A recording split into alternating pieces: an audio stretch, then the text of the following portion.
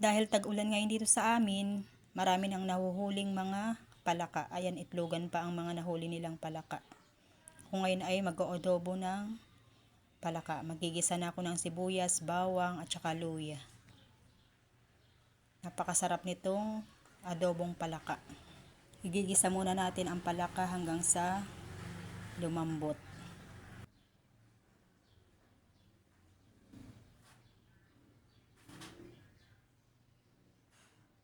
Diyan lalagyan na rin natin ng toyo at saka ng mga pampalasa. Lalagyan na rin natin ng sili.